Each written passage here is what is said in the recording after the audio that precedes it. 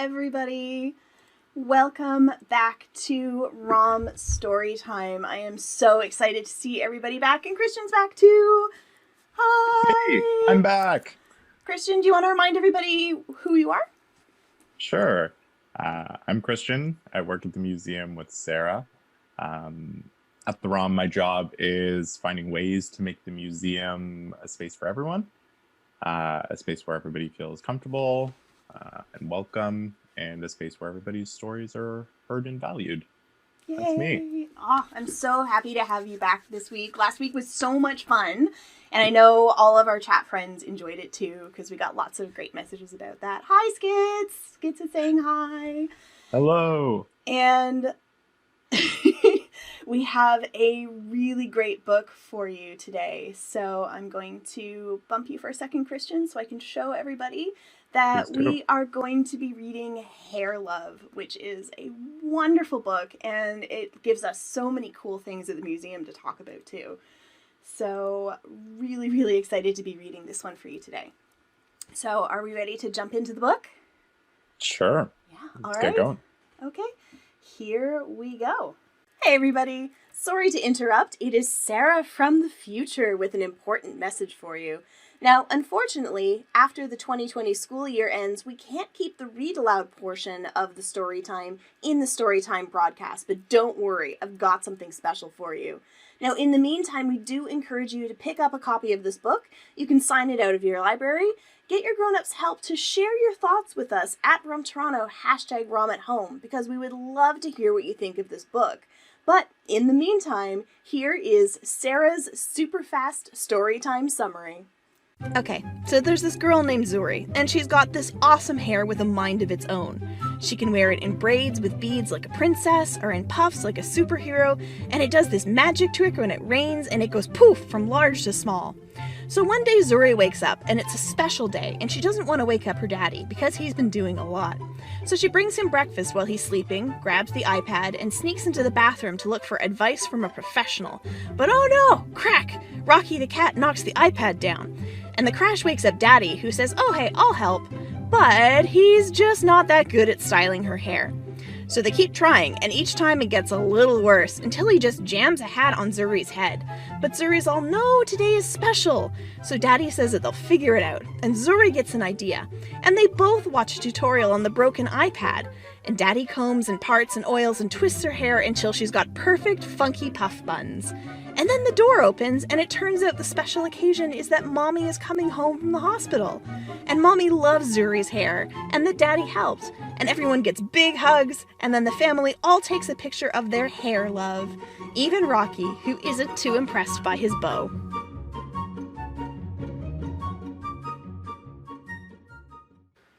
Rocky does not look as excited as everybody else, though. No. Anytime you have to get a cat to hold still, they are not excited at all.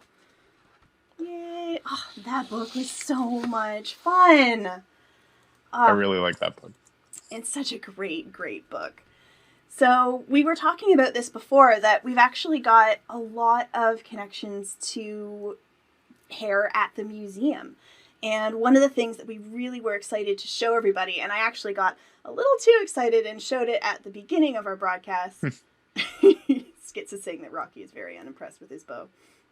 He really is. So this hand, yeah, there we go. This is a hair comb from Egypt that we have in the museum collections. And this comb is 6,000 years old. And it's lost a couple of teeth, which is perfectly fine. My combs lose teeth after 7 months. So 6,000 years with only a few teeth lost is pretty good. But I love it because in the book, Zuri's dad pulled out a pick to do her hair. And the design is not that different from this hair comb that is 6,000 years old. So, I mean, if it's working and it's not broke, you can keep using it. Exactly. And another thing that we wanted to show you, friends, is this depiction in the museum from the Japanese collections. And it's just called a young woman doing the hair of a little boy. So we don't actually know if it's the mom or if it's maybe a big sister, or if it's a nanny. But what I really like is that it's a good example about how hair, isn't just personal to us and like showing stuff off about us, which it does, but it's also an opportunity for connecting to somebody, just like Zuri and her dad did in the book. All right. I thought the pick was really cool because I have a pick also that I'll use on my hair every now and again. I used to have one also when I was much younger, and I had a really big hairstyle. I mean, my hair's getting a little long now, but it was like out to here-ish before. And I used to have a pick that I carry around with me all day, every day. And it's so interesting to see that, it's been around for 6,000 years. Mm-hmm. And yeah, this is one of the really neat things that we see in the museum too, is that like all throughout history and all around the world, hair is different depending on, where you come from and what your background is. But everybody around the world has in some way or another used their hair to say something about them. So that's kind of what our creativity challenge is about. And our creativity challenge is also going to introduce you all of our friends to some of the supernatural hair at the museum. Ooh. So if you have, Skits already has a question. I love you, Skits. So if you have any questions about the story today, or about, hair as we show in the museum or anything like that, or about the things that you're about to see in the creativity challenge, to put them in the chat. And while you're doing that, let's check out our creativity challenge this week. In Hair Love, Zuri's hair can do its own sort of magic tricks thanks to her beautiful natural curls. There are lots of examples of this in the galleries at the ROM as well, but did you know that you can also find examples of supernatural magical hair? One example of supernatural hair you can find in the Greek gallery is Medusa, whose hair was made of snakes and could turn people to stone. In the First People's Gallery, you can find a carved narwhal tusk showing Sedna, or Nuliayuk, mother of the sea animals, whose hair can catch them up when she is angry and leave hunters' nets empty. In the Traveling Planetarium, we often tell the story of the Polynesian demigod Maui, whose magic fishhook is in the sky. But did you know Maui also lassoed the sun with magic lassos made of his sister's hair? Our hair can be a very personal thing, and even tell stories throughout our lives. For our creativity challenge this week, we're going to give ourselves some supernatural storytelling hair. Find a background for your artwork. If you're going to be hanging it up, you'll want to use cardstock or cardboard. If you're just capturing it in a photo, your background can be anything you like. For a fun and colorful background for your art, add a few drops of food coloring to a small amount of bubble solution. In an outdoor space, grab a friend or a grown-up and take turns blowing colorful bubbles and catching them on your background. Take a picture of yourself and cut it out. Place your picture on your background. Find your magical hair. This can be yarn, string, tissue paper, fabric, or you can get creative with things you find outside. Arrange your magical hair around your photo until it covers your natural hair, or let your natural hair show and add on to it, whichever you prefer. Add twists, turns, and gravity-defying stunts. Now add small things to your hair that mean something important to you and help to tell the story of who you are. If you're planning on hanging this art up, glue everything in place once you're happy with how it looks. If you usually choose to cover your hair, remember that you can choose that for your art too. This art is about things that matter to you. Take a photo of your magical hair and share it with us at ROM Toronto, #ROM@home.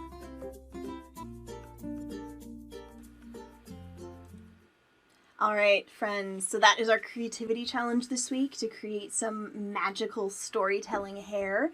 And Skits has a question for both of us about what other kinds of hairstyles we have had in our lives, Christian. Well, I've had a few. It's interesting for me also. So I'm mixed, which means one of my parents is black and one of my parents is white. And when I was little, my hair was straight. And I mean, you can kind of see that is not the case anymore. Nope. So when I was small, my hair was straight and, kind cut it in kind of bowl, side swept, side part. But as I got older, kind of around 11 or 12-ish, my hair started to get curly into kind of the curls that you see now. And I've had it everything from, shaved down to almost my like skull, all the way to super big. And now I've got it in this kind of middle, growing out, just embracing it kind of look. And I'm enjoying it. I've also learned to take better care of my hair over the years, which I feel is kind of a common hair story. So yeah, I'm just going all curly now. Yeah, my hair is a little bit different. So my hair comes from my dad's side of the family, the Scots-Irish side of my family. And when I was born, when I was really, really little and it was thinner, it was in these ringlets that kind of grew out as my hair grew thicker, because that's a really important point, that a lot of us find that our hair changes as we grow. And then because my dad is where I got my hair from, but his hair was really, really short. So he never had to deal with like the long princess hair that I wanted. And my mom had this fine, straight blonde hair. So she didn't know how to deal with the princess hair that I wanted. So they would always teach me to brush my hair out straight, just like both of them did. And my hair does not like being brushed out straight. This is the brush that I used to use. And you can see it's like my hair ate half of the bristles on it. Yeah. I didn't learn actually what to do with my hair until I was in my 30s. I brought pictures. I couldn't find the baby ringlet pictures, but when I was really little, there we go.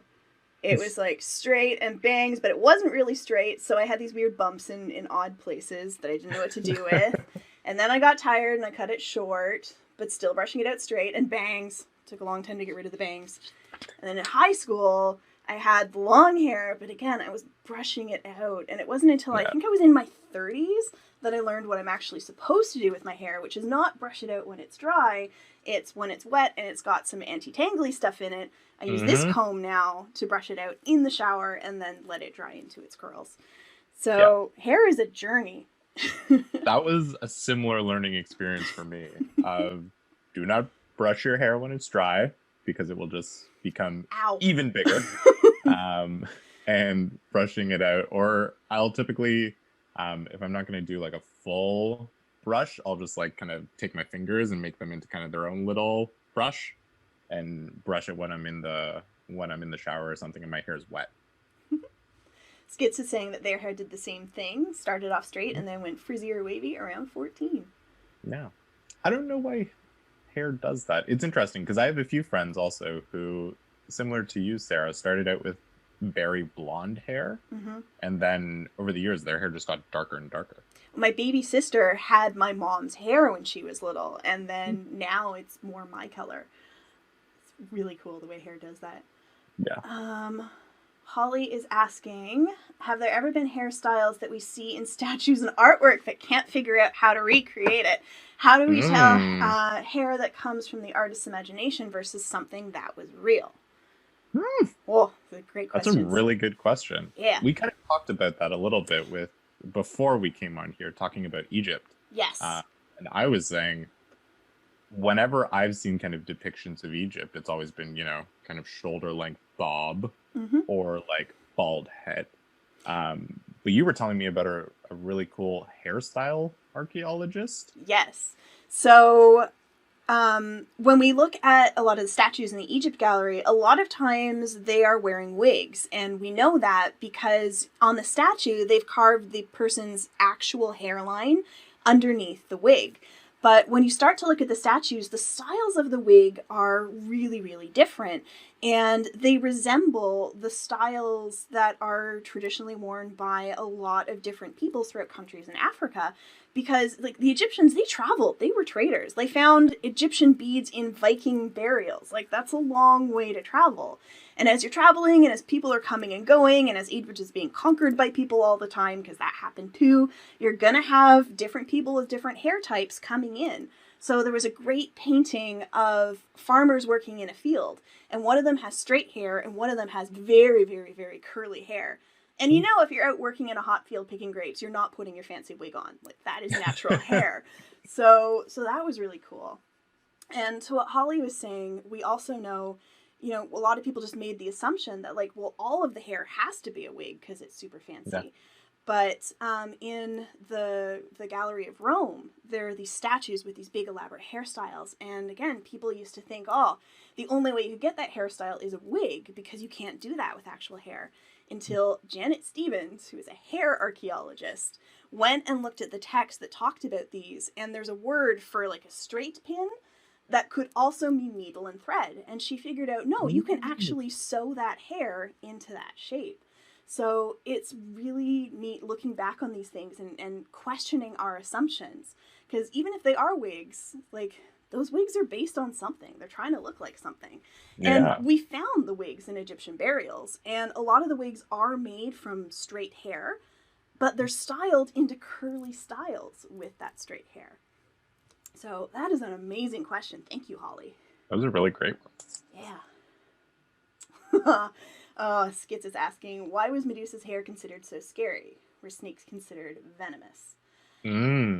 Right. So I feel like Medusa is a little bit of a...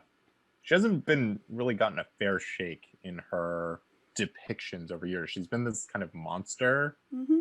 But I mean, ultimately, folks were trying to like break into her home. Yeah. And she was just not super impressed with that. Yep. So the snakes in her hair, I don't think they were venomous. They weren't biting people. But she would turn people to stone just by looking at her. And number one, I just want to give the snakes a fair shake because snakes are awesome. They are important parts of their ecosystem, and a lot of them are super cute, especially pythons with their little puppy faces. But yeah, exactly like you said, like if you don't want to get turned to stone, don't barge into this lady's house without permission and get all up in her space. Just leave her alone. Respect the lady and you'll be fine. Niche. So, do you remember the last time we were talking about how the museum has like big exhibitions, but it also has little kind of more personal exhibitions? Mm-hmm. Wouldn't it be amazing if we had an exhibition just about hair and what it means to people like around the world and through history? That would be cool. There are so many stories that you could tell. I mean, I'm even just running through like a Rolodex of all the different types of, and like status symbol, and then like personal expression, and there's so many things you can do with that. Mm-hmm. And yeah, depending on where you are and what your background is, like sometimes the length of your hair tells people about who you are and what you're going through. And sometimes you cut your hair if you've lost somebody or something really serious has happened in your life. Like hair tells stories in a really cool way. Yeah. Holly agrees that would be excellent. And Skit says, snakes are awesome, but living in Australia also means snakes are venomous as heck, and they're not going near them. Fair enough. This is true.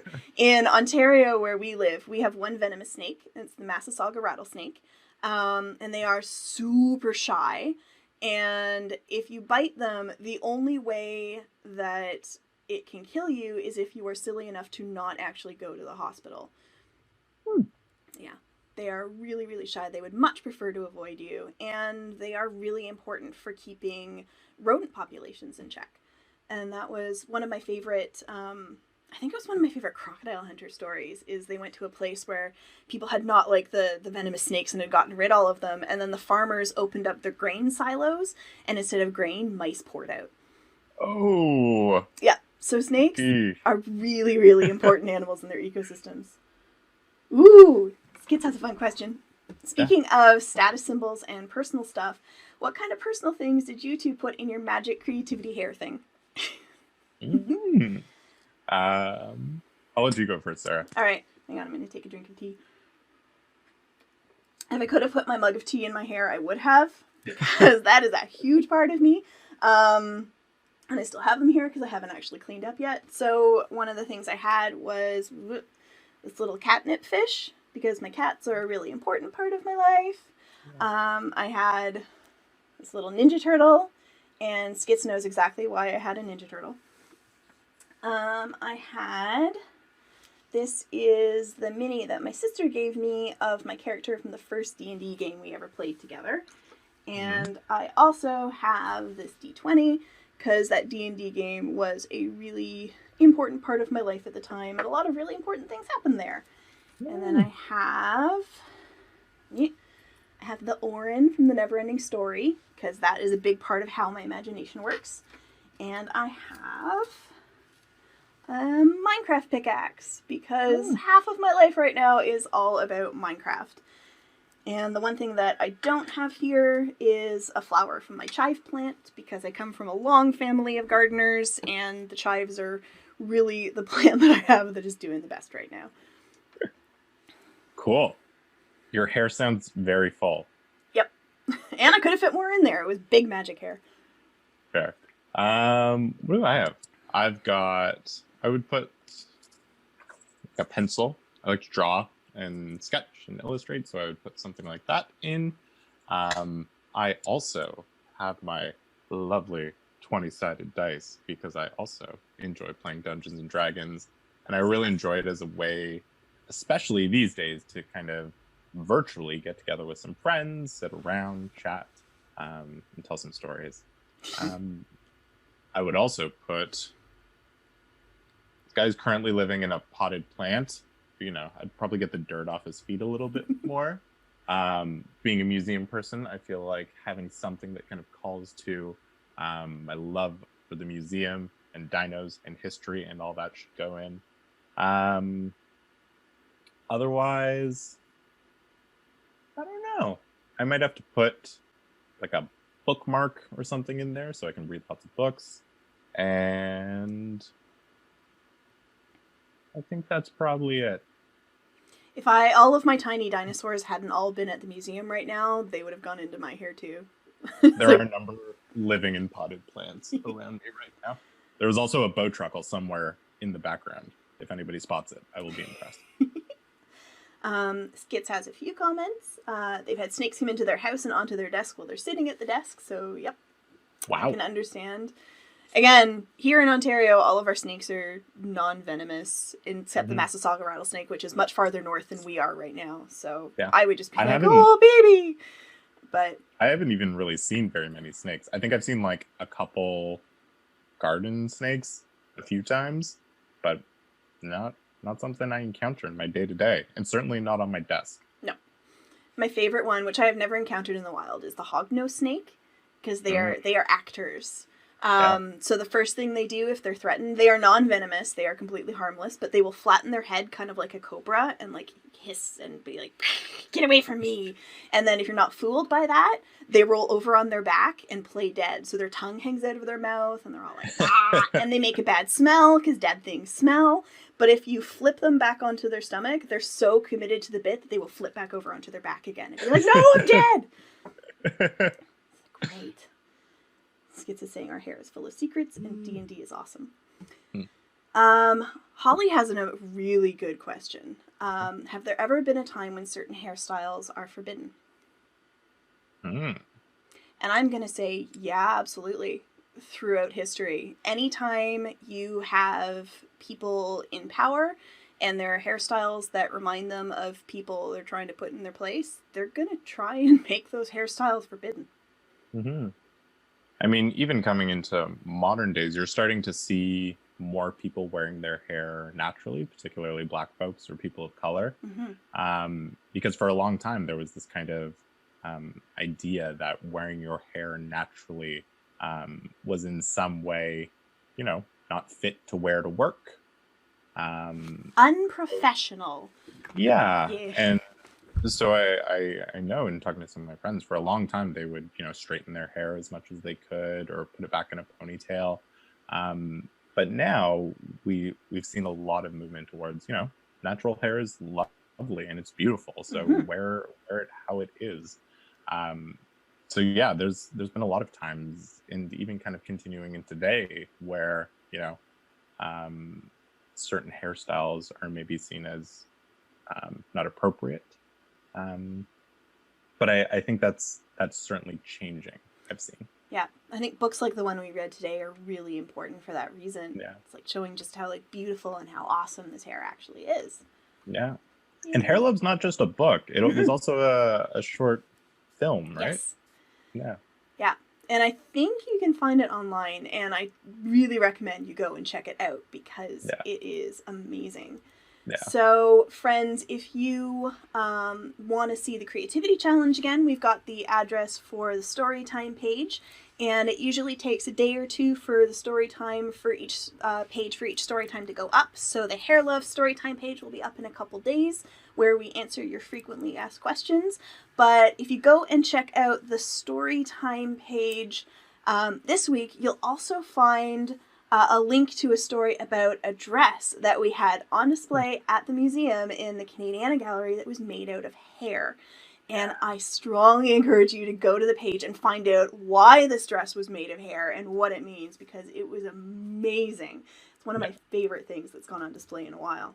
Yeah, it was very, very cool. Skits is asking, does the museum have info on the types of hair dyes used throughout history? Not that I have seen, but that would be an amazing thing to go into our fictitious exhibition on hair. That should totally be a real thing. Yeah.